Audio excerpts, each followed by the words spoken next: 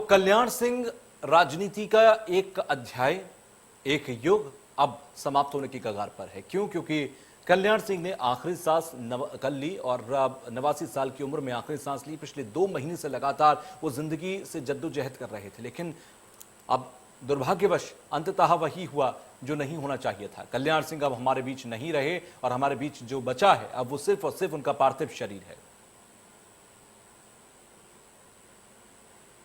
राजस्थान से बीजेपी के प्रदेश अध्यक्ष सतीश पुनिया हमारे साथ जुड़ गए हैं कल्याण सिंह के व्यक्तित्व पर बात करने के लिए, अपने दुख, अपनी संवेदनाओं को साझा करने के लिए। सतीश जी, बहुत बहुत स्वागत है। हालांकि ये बेहद दुखद पल है और इस दुख की घड़ी में आप किस तरह से कल्याण सिंह को याद करेंगे? क्योंकि कल्याण सिंह का नाम जब लेते हैं कोई भी व्यक्ति, चाहे वो मैं रहूं या आप रहें, जब भी कोई लेता है तो कुछ यादें हमेशा ताजा रहती हैं। और कल्याण सिंह एक ऐसे व्यक्ति हैं जो एक अध्याय के तौर पर हैं, जिसे जब भी पढ़ा जाएगा पूरा पढ़ा जाएगा। निश्चित रूप से भारत की राजनीति को एक बड़ा नुकसान हुआ है जी, क्योंकि कल्याण सिंह जी एक परिपूर्ण राजनेता थे, जमीनी भी थे और वैचारिक दृढ़ता के मुकाबले उनका कोई सानी नहीं था। मैं विद्यार्थी काल से उनका प्रशंसक रहा हूँ। कानपुर में हम लोग एक अधिवेशन में गए थे, वो नारे आज भी गूंजते हैं, कल्याण सिंह कल्याण करो, मंदिर का निर्माण करो। राम मंदिर आंदोलन में जिस तरीके से कल्याण सिंह जी की एक बहुत मजबूत भूमिका थी, उसको हमेशा देश में याद किया जाएगा।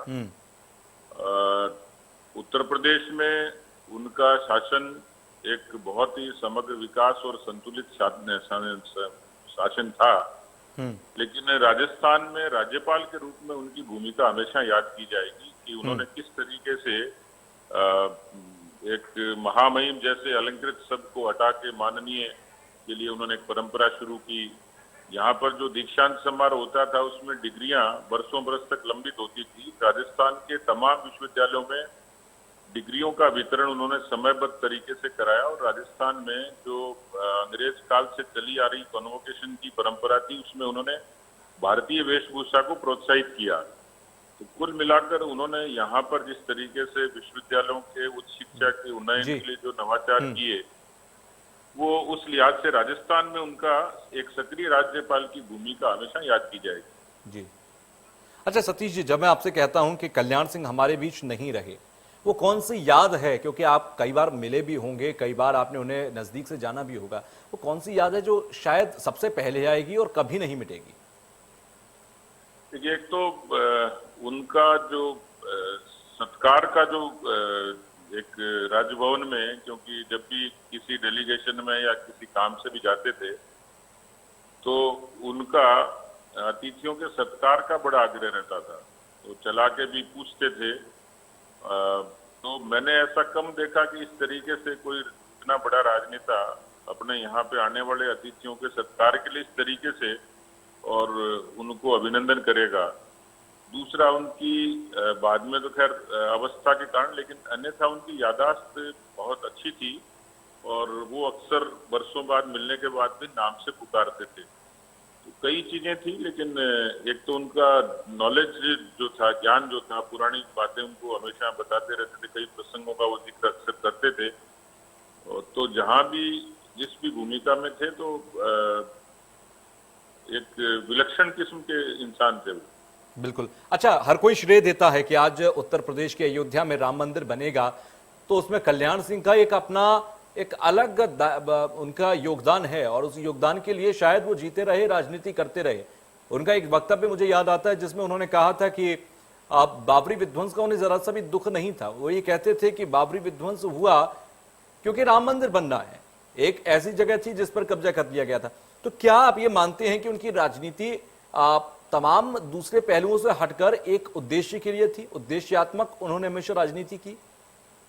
बिल्कुल, मैंने जैसे कहा कि बहुत बिरले राजनेताओं में इतनी वैचारिक दृढ़ता होती है। हिंदुत्व के लिए, राष्ट्रवाद के प्रति उनका जो वैचारिक दृढ़ता थी वो बहुत काबिले तारीफ थी। और मैं तो दोनों बार की कार सेवा में साक्षी रहा हूँ। तो दूसरी बार जब उन पर ये दबाव था कि गोली चले या किसी भी तरीके से वहां कोई एक्शन हो, उन्होंने बहुत दृढ़ता से कहा कार सेवकों पर गोली नहीं चलेगी, नहीं चलेगी, नहीं चलेगी। यानी वो विचार के प्रति भी दृढ़ थे और राम के प्रति भी दृढ़ थे। अच्छा, साथ ही साथ क्योंकि बीजेपी के लिए कहा जाता है, क्योंकि आप भी बीजेपी के राजस्थान से जुड़े हैं, प्रदेश की जिम्मेदारी संभाल रहे हैं, तो आप उन तमाम समीकरणों को समझते होंगे। आप उत्तर प्रदेश के अगर 90 के दशक की बात करें, अटल जी चेहरा हुआ करते थे बीजेपी का उस वक्त में, और उत्तर प्रदेश में उस वक्त बीजेपी का कमल खिलाने के लिए बहुत सारी कोशिशें की गई, चाहे वो ओबीसी वोट बैंक को साथ लाने का एक काम किया गया। तो लोगों का, मैं सिर्फ एक कोटे तक या ओबीसी समुदाय तक नहीं इस चीज का और विस्तार करता हूं, मैं ये समझना चाहता हूं कि उत्तर प्रदेश के अंदर आम वोटर्स का बीजेपी के साथ जुड़ने में आप कितना बड़ा योगदान देखते हैं कल्याण सिंह का? देखिए, निश्चित रूप से जातियों का अपना स्वाभिमान होता है, लेकिन जातियों में पार्टी को सर्वस्पर्शी बनाना और उसके लिए चाहे सत्ता में हो तो प्रावधान करना, और यदि आप विपक्ष में हैं और एक अच्छे संगठन के नाते जोड़ने का काम करते हैं, तो कल्याण सिंह जी ने जो अन्य पिछड़ी जातियां थी उनको पार्टी के विचार से जोड़ने में बड़ी भूमिका निभाई थी, और इसमें कोई दो राय नहीं है कि उत्तर प्रदेश में पार्टी के विस्तार में कल्याण सिंह जी की बड़ी भूमिका है। ठीक है, चलिए, बहुत बहुत शुक्रिया, आप इस दुख की घड़ी में, ऐसे मुश्किल समय में हमसे जुड़े और आपने कल्याण सिंह को याद किया और हमसे बातें की उनके विषय में। ठीक है, शुक्रिया हमसे जुड़ने के लिए। खुर्रम निजामी हमारे साथ लखनऊ से जुड़े हुए हैं लगातार और हर एक अपडेट हम तक पहुंचा रहे हैं। खुर्रम के पास एक बार चलते हैं। खुर्रम, प्रधानमंत्री का आपसे कुछ देर में पहुंचने का कार्यक्रम है और वहां पर एक एक कर तमाम वीआईपीज पहुंच रहे होंगे कल्याण सिंह से मुलाकात, वहां पर उनके पार्थिव शरीर को दर्शन करने के लिए और उनके परिजनों से मुलाकात करने के लिए। तस्वीरें क्या हैं, जरा अपडेट दीजिए वहां से। देखिए, दोनों deputy CM doctor Dinesh Sharma और केशव प्रसाद मौर्य यहाँ मौजूद हैं और अगुवाई के लिए इंतजार कर रहे हैं पीएम मोदी का।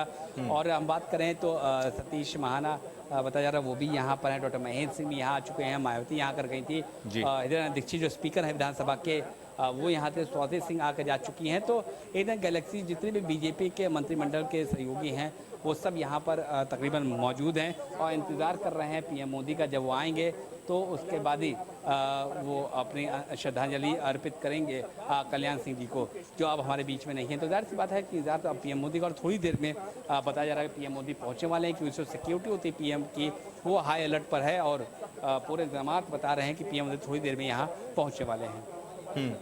अच्छा, आपसे कितने देर प्रधानमंत्री के पहुंचने का लगेगा? साथ ही साथ दूसरा ये कि अभी अंदर कौन कौन मौजूद हैं? देखिए, हम अंदर की बात करें तो परिवार तो है ही कल्याण सिंह का स्वाभाविक तौर पर, और इतर बात करें तो मुख्यमंत्री योगी आदित्यनाथ आए थे, वो भी एयरपोर्ट चले गए हैं, पीएम के साथ ही आएंगे।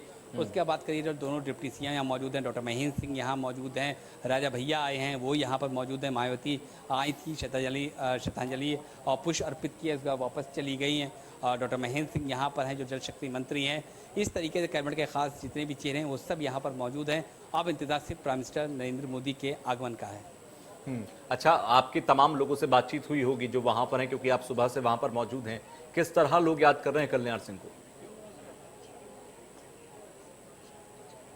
देखिए, हर शख्स के पास अपनी एक कहानी है कल्याण सिंह जी को लेकर के। कोई उनको बाबूजी के तौर पर संबोधित कर रहा है, राजनाथ सिंह ने कहा कि मैंने बड़ा भाई खो दिया, अमित शाह ने कहा कि अब उनकी जगह लेने वाला कोई नहीं है, ना कोई ले सकता है। लेकिन ये इतनी बड़ी स्टारिंग जो शख्सियत है वो कैसे बनी?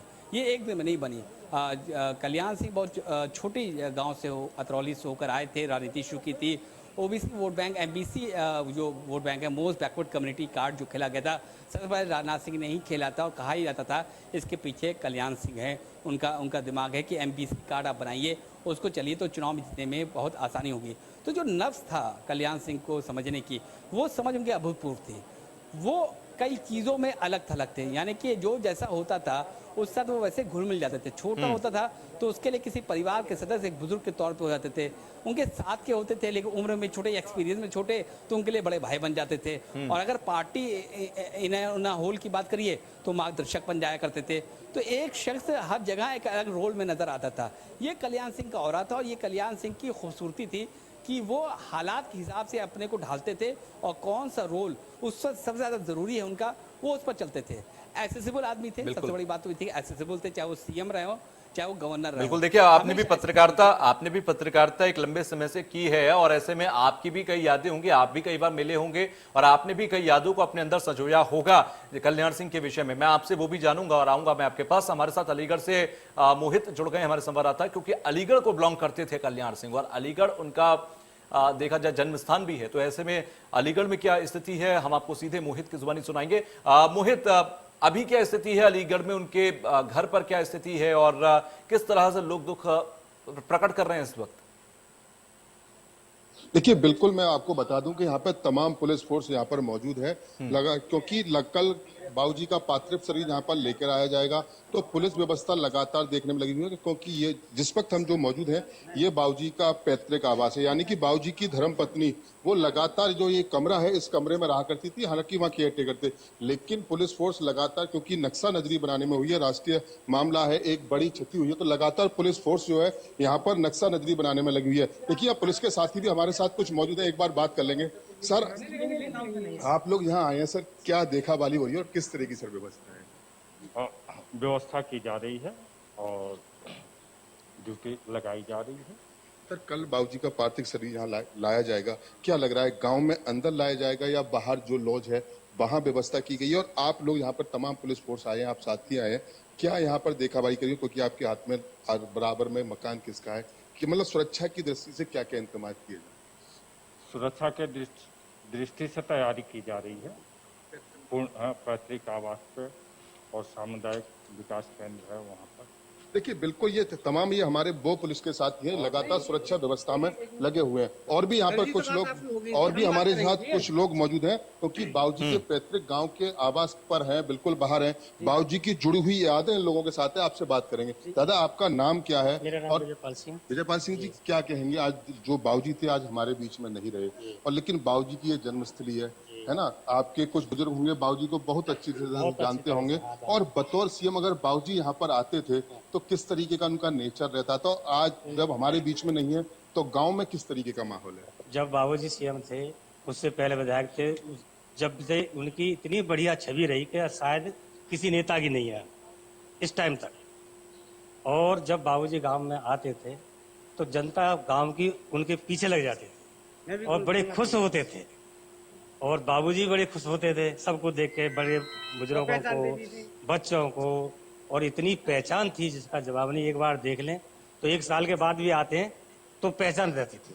अच्छा, बाबूजी अब हमारे बीच में नहीं है, आज रक्षाबंधन का भी त्योहार है, लेकिन पता चला है गांव में चूल्हा तक भी नहीं हाँ जला। जी सर, ये बिल्कुल सही है कि चूल्हा तक नहीं जले हमारे गाँव। देखिए, हमारे साथ में और भी युवा साथी मौजूद हैं, हम इनसे बात कर लेंगे। आप युवा हैं, संदीप सिंह जी बाबूजी के जो नाती हैं, वो आपके जनपद से विधायक भी हैं, है ना, मंत्री भी हैं, क्या कहना चाहेंगे बाबूजी की बतौर यादव पुत्र, क्या क्या सीखने को मिला और किस तरीके का आप आइडल जो बाबूजी को मानते हैं? बाबूजी अपने आप ठीक में है, एक महान हस्ती थे। मोहित मैं लौटूंगा, बाबूजी आप से- जिनसे बात कर रहे हैं उनसे भी हम तमाम बातचीत सुनेंगे।